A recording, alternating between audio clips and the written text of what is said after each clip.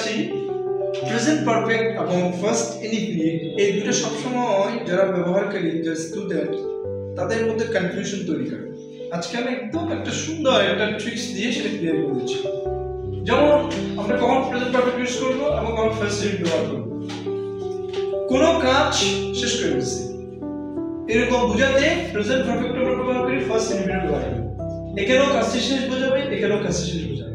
ওকে, কিন্তু main problem হচ্ছে কাজটি কখন শেষ হয়েছে তা এই প্রেজেন্ট পারফেক্টে বলা থাকবে না, কিন্তু ফার্স্ট ইনডিফিনিটে কাজটি করেছি কখন করেছি তার নির্দিষ্ট একটা সময় বলা থাকবে।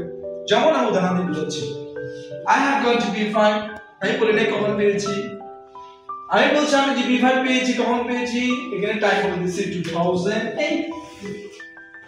এখানে বলেছি আমি কাজটি করেছি কিন্তু কখন করেছি বলি নাই, হ্যাভ ডান দ্য ওয়ার্ক। আমি কাজটি করেছি কখন করেছি বলে দিছি কখন, স্টার্টে। এখানে বলছি আমি নেপালে ভিজিট করেছি, নেপাল আমি ভ্রমণ করেছি কিন্তু বলি নাই কখন করেছি, কিন্তু এখানে আমি বলে দিচ্ছি আমি ভিজিট করেছি কখন, ইন 2005। তাহলে বেসিক ডিফারেন্সটা কি দেখেন তো?